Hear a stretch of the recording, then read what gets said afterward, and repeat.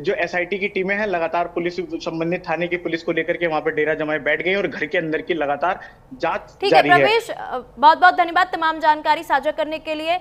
लखनऊ में मुख्यमंत्री योगी आदित्यनाथ क्या कुछ कह रहे हैं, आइए आपको सुनवाते हैं। हृदय से धन्यवाद देता हूं और आप सबको शारदीय नवरात्रि की मंगलमय शुभकामनाएं आप सबके प्रति मैं व्यक्त करता हूं। यहां पर अभी उत्तर प्रदेश की ग्रोथ स्टोरी को टाइम्स ऑफ इंडिया के रेजिडेंट एडिटर श्री प्रवीण कुमार जी आपके सामने रख रहे थे। यह सचमुच उन लोगों के लिए एक सपना था और अविश्वसनीय है जिनमें पौरुष की कमी है, जो अपने पुरुषार्थ को करने से डरते थे, जिनको अवसर मिला था लेकिन उन्होंने उस अवसर को अपने परिवारवाद और उत्तर प्रदेश के संसाधनों को लूट खसोट और अराजकता का जरिया बना दिया था। लेकिन हम सब दुनिया के सबसे लोकप्रिय नेता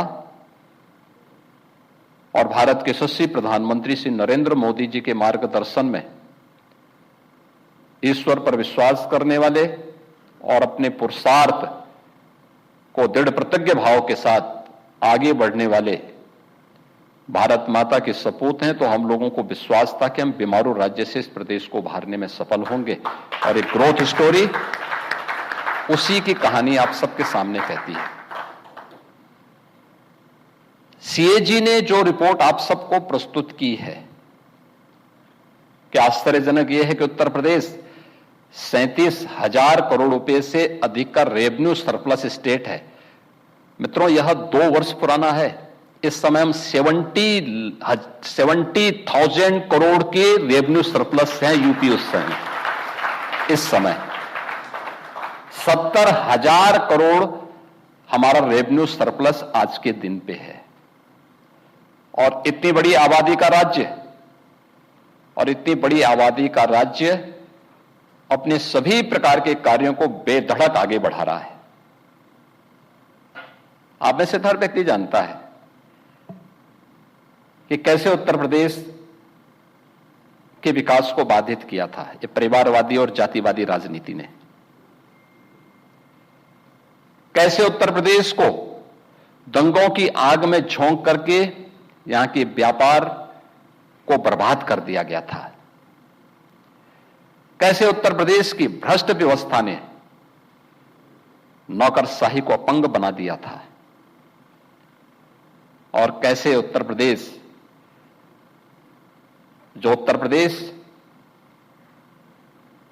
कभी भारत की अर्थव्यवस्था का सबसे महत्वपूर्ण घटक हुआ करता था, कैसे वो बीमार हो गया। यह कहानी केवल उत्तर प्रदेश की नहीं है। आप वैश्विक मानचित्र पर अगर कभी नजर डालें और दुनिया के अंदर आप देखेंगे तो दुनिया के अंदर जो हमारा बृहत्तर भारत है, जिसमें आज का पाकिस्तान और बांग्लादेश भी है, तो आप देखेंगे कि भौगोलिक दृष्टि से भारत का स्थान 7वें स्थान पर आता है।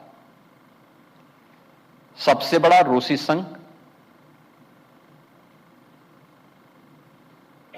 अगर उसका क्षेत्रफल, भौगोलिक क्षेत्रफल अगर आप देखेंगे तो 1,70 करोड़ हेक्टेयर का एक विस्तृत भूभाग उसके पास है। इसके बाद चीन का नंबर आता है। चीन 90 करोड़ हेक्टेयर से अधिक भूभाग को अपने पास समेटता है। इसके बाद अमेरिका का नंबर आता है, उससे थोड़ा सा कम। इसके बाद कनाडा, उससे थोड़ा सा कम। इसके बाद ब्राजील, फिर ऑस्ट्रेलिया और अंत में भारत। यानी भौगोलिक दृष्टि से दुनिया के अंदर हम 7वें स्थान पर, लेकिन कृषि योग्य भूमि की दृष्टि से अगर आप देखेंगे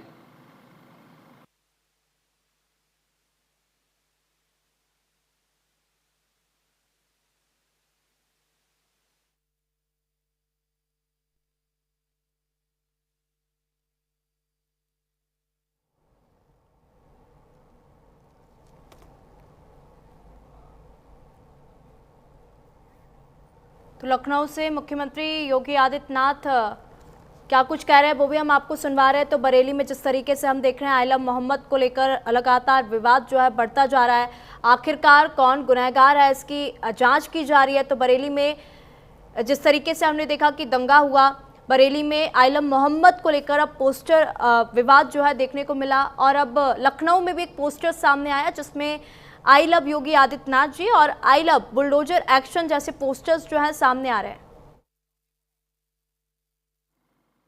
भौगोलिक दृष्टि से बड़ा हो, लेकिन कृषि योग्य भूमि की दृष्टि से अगर आप देखेंगे तो उसमें और भारत में लगभग बराबर हम खेती बाड़ी योग्य भूमि दोनों के पास है। हमसे कई गुना बड़ा है क्षेत्रफल की दृष्टि से, भौगोलिक दृष्टि से। रूस भी बहुत बड़ा है, चीन भी बड़ा है, लेकिन खेती योग्य भूमि अमेरिका भारत के समकक्ष रखता है, भारत से ज्यादा नहीं रखता। चीन पीछे है, रूस पीछे है, ऑस्ट्रेलिया और पीछे है, ब्राजील और भी पीछे है।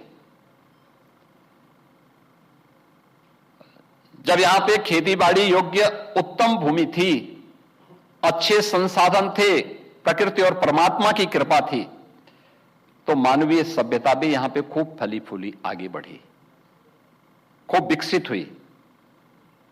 हर क्षेत्र में भारत ने खूब प्रगति की।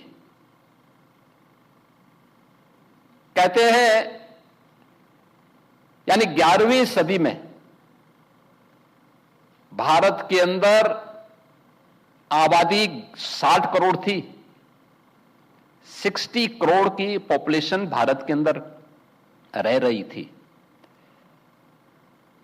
बाद में विदेशी आक्रांताओं ने, तमाम प्रकार के हमलों ने, फिर यहां पर कुल आबादी जो भी थी भारत के अंदर, ये केवल कृषि पर निर्भर नहीं थी। कृषि के साथ साथ लघु और कुटीर उद्योगों का भी एक बहुत अच्छा तंत्र भारत के अंदर मौजूद था, बहुत अच्छा तंत्र मौजूद था। ये दोनों मिलाकर के दुनिया को भारत की आर्थिक गतिविधियों के एक महत्वपूर्ण केंद्र के रूप में विकसित करते थे।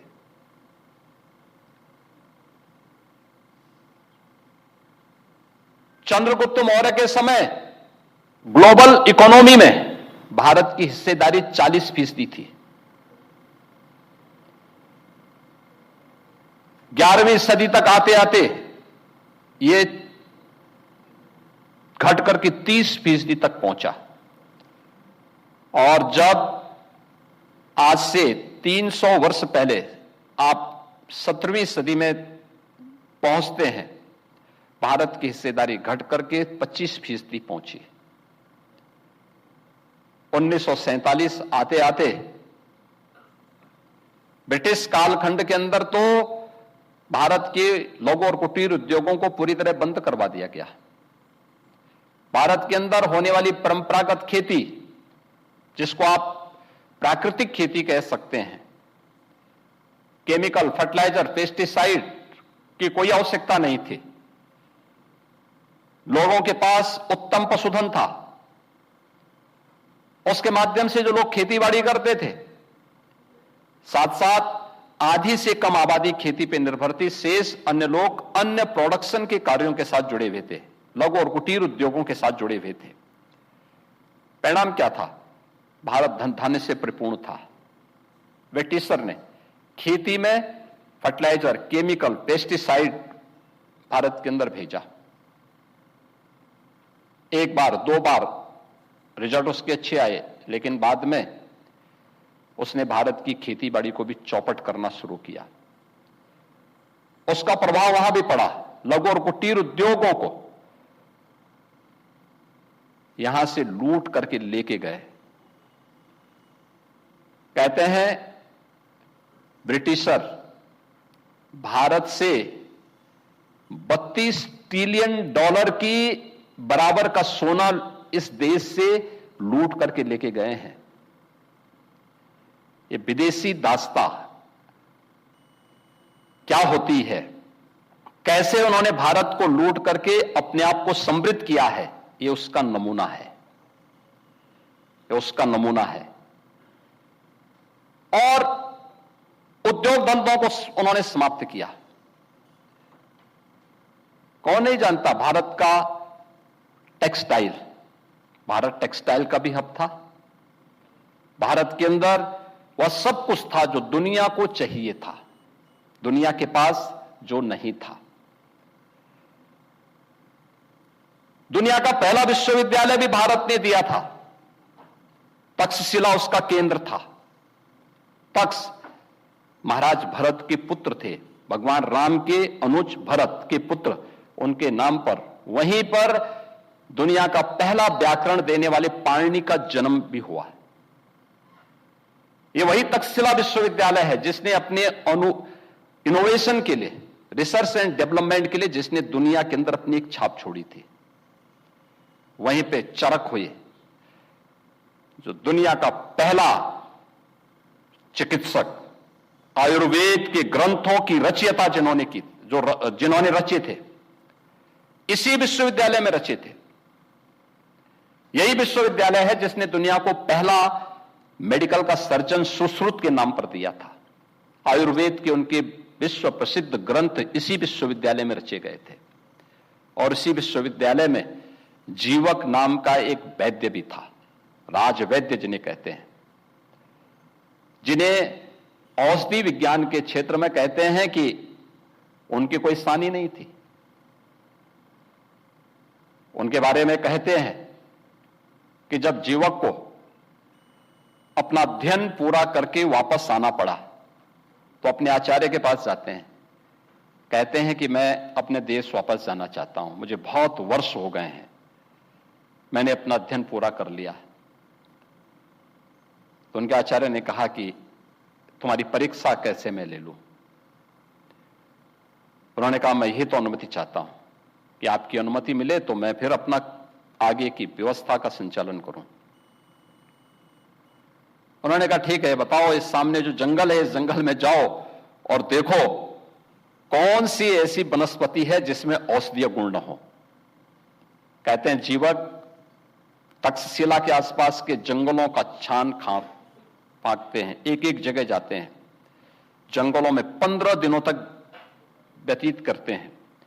और 15 दिनों के बाद जब वापस आते हैं तो उन्होंने अपने आचार्य के सामने विनम्रता के साथ कहा कि नास्ति मूलो अनौषध है, यानी कोई भी वनस्पति ऐसी नहीं जिसमें औषधीय गुण न हो। तो यही बात फिर उनके आचार्य ने उनसे कही कि अमंत्रम अक्षरम नास्ति, नास्ति मूलो अनौषध है, अयोग्यो पुरुषो नास्ति योजकः तत्र दुर्लभ। यानी कोई मंत्र अक्षर ऐसा नहीं जिसमें मंत्र बनने की सामर्थ्य न हो, कोई वनस्पति ऐसी नहीं जिसमें औषधीय गुण न हो, और कोई मनुष्य अयोग्य नहीं। अगर है इसका मतलब कोई योजक नहीं है, और ये योजक नहीं है। यही हम कह रहे थे, जब बेईमान और भ्रष्ट लोगों के हाथों में सत्ता आएगी, उस सत्ता का शोषण और दोहन उसी प्रकार से करेंगे जैसे उत्तर प्रदेश के सामने पहचान का संकट खड़ा हुआ था। जो जाति के नाम पर भड़काते हैं भावनाओं को, परिवार के नाम पर दोहन करते हैं, इन्हीं के लिए हम लोगों ने बुलडोजर बनाया था, इन्हीं के लिए बनाया था। ये लोग उन परजीवी की तरह हैं जो झूठे नारों से समाज को गुमराह करते हैं। भारत जो प्रकृति और परमात्मा की असीम कृपा का देश है, जब 1947 में यह देश स्वतंत्र होता है तो दुनिया की अर्थव्यवस्था में जिसका कभी हिस्सेदारी 40% हुआ करती थी, 2% तक सीमित रह गया था, मात्र 2%। आगे की यात्रा आपके सामने आपने देखी होगी। पिछले 11 वर्षों में आपने बदलते हुए भारत को देखा है। आज ये भारत 2014 में जो दुनिया की 11वीं अर्थव्यवस्था तक सीमित रह गया था, आज दुनिया की 4थी अर्थव्यवस्था है और इस वित्तीय वर्ष के अंत में भारत दुनिया की 3री बड़ी अर्थव्यवस्था के रूप में अपने आप को प्रस्तुत करेगा। पर कैपिटा इनकम बढ़ी है। दुनिया के अंदर सबसे अधिक आर्थिक विकास के साथ भारत बढ़ रहा है। जब भारत आगे बढ़ रहा है तो भारत की सबसे बड़ी आबादी का राज्य आंखें मूंद करके चुपचाप नहीं बैठ सकता। उत्तर प्रदेश की 25 करोड़ जनता की भी अपेक्षाएं हैं, उनकी भी आकांक्षाएं हैं और नैतिक रूप से उन अपेक्षाओं और उन आकांक्षाओं की पूर्ति करना हमारा धर्म बनता है। और यही हमारा धर्म है, जिस धर्म का निर्वहन करने के लिए पिछले 8.5 वर्षों से हम लोग उत्तर प्रदेश के अंदर कार्य कर रहे हैं। और इसीलिए उत्तर प्रदेश, भारत की जो ग्रोथ थी, उस ग्रोथ में उत्तर प्रदेश का योगदान पहले था। तो मौलाना भूल गया कि शासन किसका है। वो ये मानता था धमकी देंगे और हम जबरदस्ती जाम कर देंगे। हमने कहा जाम नहीं होगा, कर्फ्यू भी नहीं लगेगा, लेकिन कर्फ्यू का सबक तुम्हें ऐसा सिखा देंगे कि तुम्हारी आने वाली पीढ़ी दंगा करना भूल जाएगी। क्या तरीका है? आप सिस्टम को ब्लॉक करना चाहते हैं और यह प्रवृत्ति थी यूपी के अंदर।